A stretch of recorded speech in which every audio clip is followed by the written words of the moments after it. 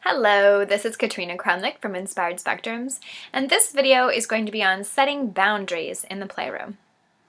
So when you're in the playroom with a child, it's really supposed to be all about them. You know, this is their room. This is the one room they have in the entire world in which they are in control. They get to make the rules. They get to say what's what. They get to do what they want, you know, within reason. And we want to give them that control. We want to make it a yes environment because we want them to feel safe and come out and play with us and really feel like it's their opportunity to engage and have fun.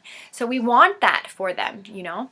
But occasionally there are the times that we're going to have to set a boundary, and you really don't want to set a boundary if you can, because once you set a boundary, you really have to stick with it. So if it's something that's a little bit whatever, I would err on the side of not setting a boundary if you can.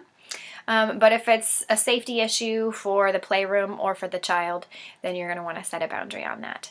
So how do we do that? The first thing to do is to stay calm. Again, when you're setting a boundary, you want to be calm and non-reactive. If you tend to get excited, no, oh, don't do that, oh, wait, what are you doing, oh, ah! These are exciting responses. In fact, sometimes they call it lighting up like a Christmas tree, because the more you light up, the more exciting that is to a child. Oh, wait a second, if I pour this water on the floor, then my teacher is going to say, ah! So maybe I'll do that again, right? So instead, we want to be like, okay, find that calm place inside of yourself and just let it go. Like I said, if it's a water pouring thing, then you may just want to let that go, not even acknowledge it at all, and then just gently take that cup away later. But if it's something that you're going to definitely have to intervene, the first thing you want to do is just give a warning and offer an alternative. So let's say, for example, your child is chewing on a marker, and you know, you don't want him to eat that stuff. That's not really safe. So you could say, oh, honey, you know, that marker's really not that good for you. You want to offer an explanation too. An explanation, an alternative, and a warning. So that marker's not really that good for you, honey. There's a lot of toxic stuff in there, but you can chew on this chewy. Here, why don't you have that stuff? If he chews on it again, you say, if you put that marker in your mouth, then I'm going to put the markers on the shelf. If he does it again and chews on it again, then you go ahead and take the marker from him.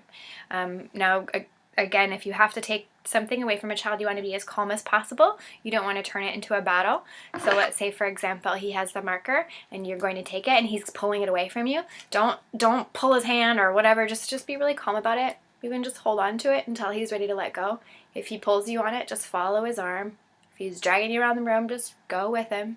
You don't want to turn a boundary out of it. Eventually, he's going to realize he's not going to get the marker, and and he'll let go. And that's what you do. And you really want to try to not set boundaries unless you have to, because if you set a boundary, you really want to follow through with it. So if you tell a child you have to do this, then you're really going to want to follow through with it, because consistency is key when setting boundaries. You want to be strong and firm and calm and consistent, so that a child really understands that if you say something, you mean it. He can trust you, so that next time he's going to understand, okay, if I eat this, she's really going to take this away. You know, and then put it on the shelf up high where he can't get it. And for how long you set a boundary might be up to you. It might be for the rest of that session, might be for an hour. It's up to you how long you set it, but once you set it for that same amount of time. And the more consistent you are, again, the easier this is going to be for him. So be consistent. You don't want to be wishy-washy, because your student will sort of keep pushing you. You don't want to say, well, I already said this. I said it again. Don't touch that marker. You know, if you say it, follow through with the boundary and just be done with it. Okay?